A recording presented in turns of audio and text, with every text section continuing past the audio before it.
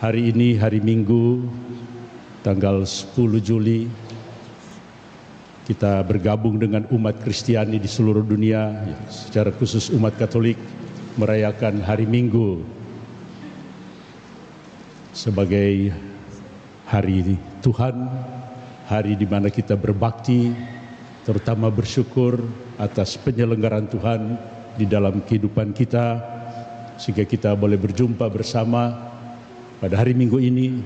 Dan untuk paroki ini secara istimewa ditandai dengan penerimaan sakramen Krisma bagi 77 calon Krismas sebagian dari umat kita. Hari Minggu ini adalah hari Minggu dalam kalender liturgi kita, hari Minggu biasa yang ke-15. Karena itu bacaan diambil oleh seksi liturgi perayaan ini, Krisma ini, dari bacaan hari Minggu, tidak diambil bacaan khusus. Dan dari perayaan ini, apa yang kita mau rayakan dan tekankan yaitu peristiwa bahwa Roh Kudus turun atas kita sekalian, khususnya untuk para calon Krisma ini, mengulangi apa yang terjadi pada peristiwa Pentakosta.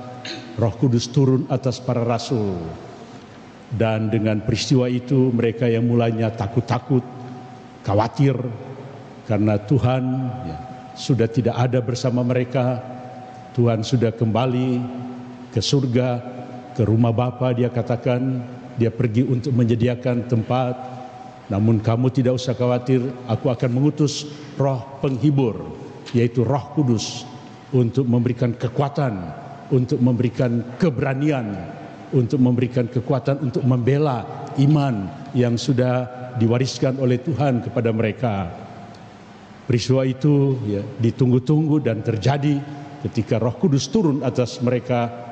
Luar biasa, mereka dipenuhi, dijiwai oleh Roh Tuhan yang sudah menyertai mereka di dalam perjalanan hidup ketika mereka berada bersama dengan Yesus. Tapi ketika Yesus sudah pergi, Roh Kudus, Rohnya sendiri turun atas mereka.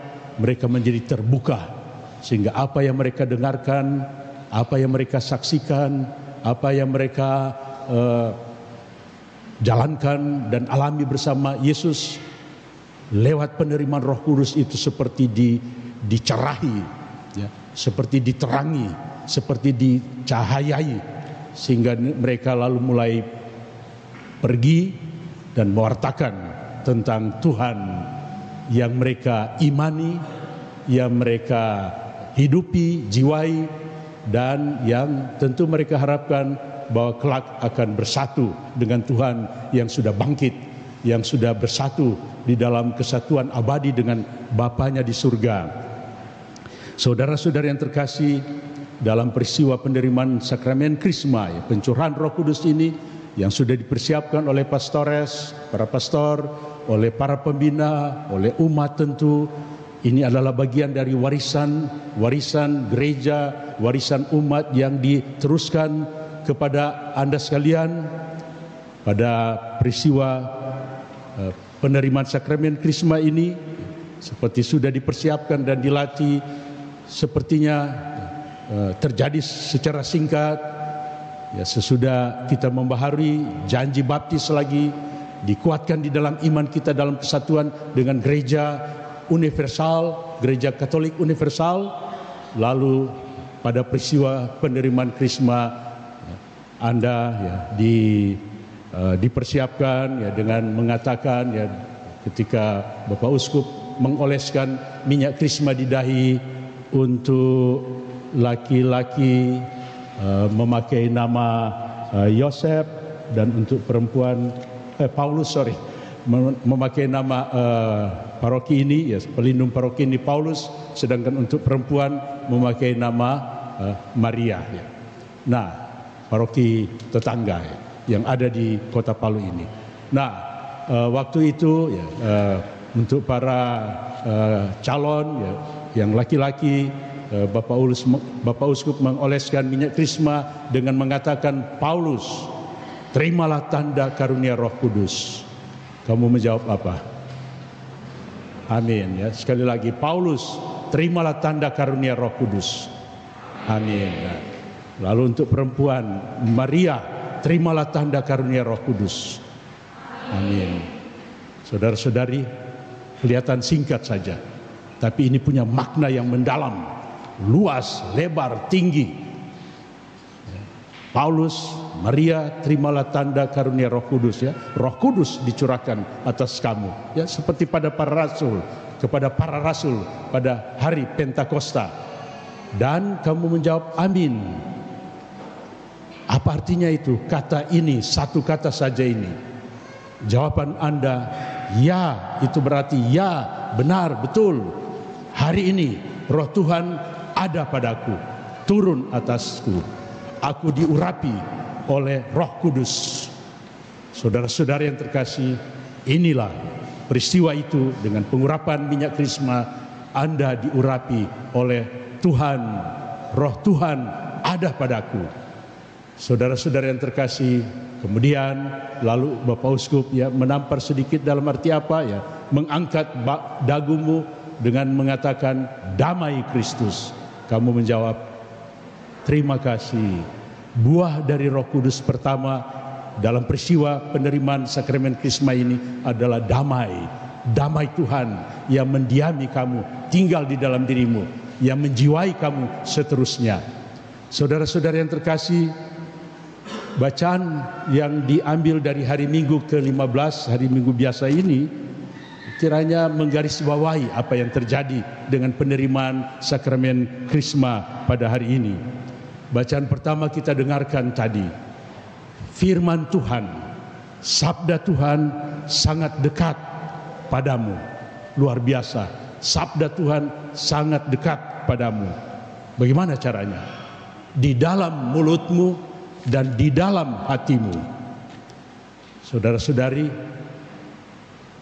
bacaan Injil tadi, Yesus memberikan perumpamaan tentang pertanyaan siapakah manusia, ya, untuk menjawab pertanyaan dari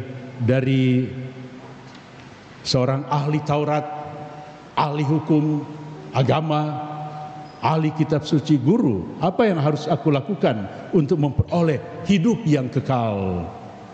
Jawab Yesus kepadanya, apa yang tertulis dalam hukum Taurat? Kamu tahu itu ada di mulutmu, itu ada di dalam hatimu. Lalu orang itu menjawab, kasihilah Tuhan Allahmu dengan segenap hatimu, dengan segenap jiwamu, dengan segenap kekuatanmu, dan dengan segenap akal budimu. Dan kasihilah sesamamu manusia seperti dirimu sendiri. Kamu tahu itu, kamu ucapkan selalu, itu ada di dalam hatimu.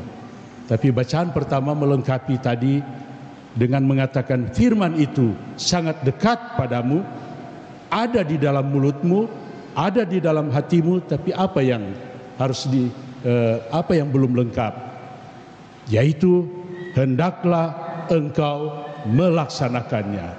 Jadi bukan hanya ada di ucapan, kasihilah Tuhan Allahmu dan sesamamu seperti kamu mengasihi dirimu sendiri. Bukan hanya ada di dalam hati, ya, ada kemauan, tapi itu harus tertuang, harus diimplementasikan, harus dilaksanakan di dalam kehidupan sehari-hari. Itu yang sering kurang di dalam kehidupan bukan hanya ahli Taurat tadi, tapi juga kita sekalian. Saudara-saudara yang terkasih, karena itu dalam bacaan Injil tadi kita mendengarkan ya sebagai jawaban terhadap pertanyaan dari ahli Taurat itu, siapa sesamamu?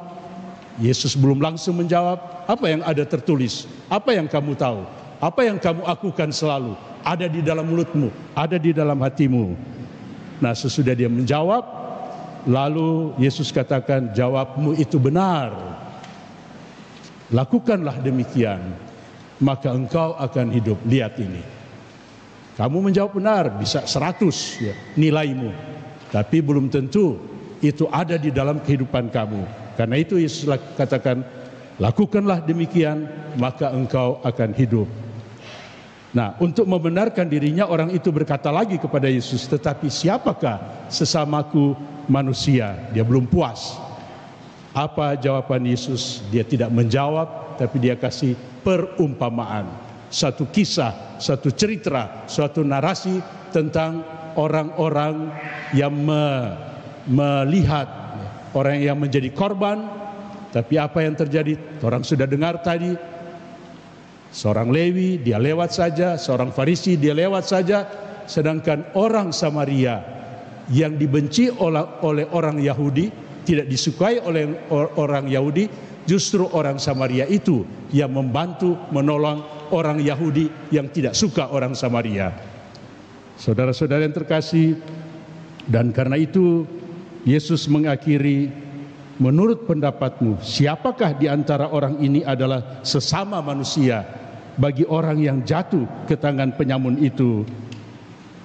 Ahli Taurat itu paham, tahu, ya, dia tahu, dia mengerti, dia tahu firman Tuhan ada di mulutnya, ada di dalam hatinya, dan dia paham apa yang dikatakan oleh Yesus.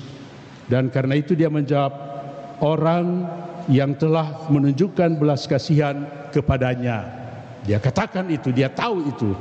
Tapi Yesus masih melengkapi, mengakhiri dengan mengatakan, pergilah dan lakukanlah demikian. Dan itu yang sering kurang di dalam kehidupan kita. Saudara-saudara yang terkasih, karena itu menjadi sesama yang baik, apa artinya itu? Lewat penerimaan sakramen Krisma nanti, terimalah tanda karunia Roh Kudus. Roh Tuhan ada padaku, di mulutku, di hatiku. Bagaimana itu? Dan kamu menjawab, ya benar, Roh Tuhan ada padaku, amin. Paulus di dalam suratnya kepada umat di Galatia, pasal 5, bab 5 ayat 22 mengatakan, buah dari roh itu apa? Nampak di mana? Tandanya kelihatan bahwa ini tanda-tanda kehadiran Allah di dalam kehidupan kita. Kita menjadi alat-alat yang tangan-tangan Tuhan yang menyalurkan rahmat Tuhan, kebaikan Tuhan.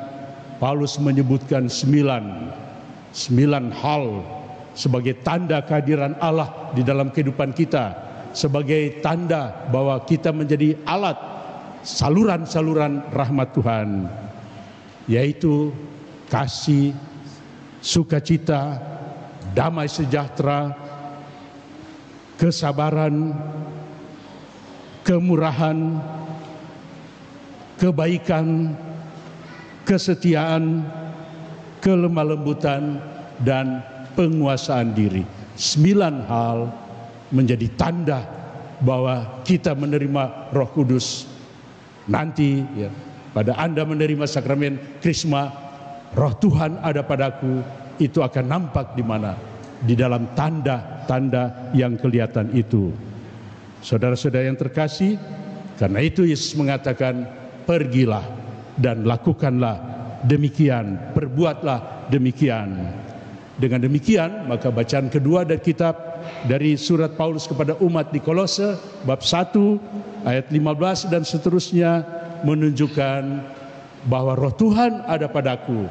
Hari ini, di sini, di gereja Santo Paulus ini, kalau kita menjadi gambar Allah, kalau kita menjadi wajah konkret Tuhan, kalau kita menjadi serupa dengan Tuhan, mari kita mohon agar Roh Kudus yang akan dicurahkan kepada kita sungguh-sungguh menjiwai kita seperti sudah menjiwai umat yang dewasa yang sudah menerima karunia Roh Kudus. Demikian juga kepada saudara-saudara kita ini, anak-anak kita ini, Roh Tuhan itu berdiam, tinggal di dalam diri mereka dengan buah-buah yang nyata, sehingga orang melihat mereka, kelakuan mereka, tindakan-tindakan mereka sehari-hari, bukan hanya kata-kata, bukan hanya pengetahuan, mereka melihat wajah-wajah konkret, rupa-rupa, gambar-gambar Allah di dalam kehidupan mereka.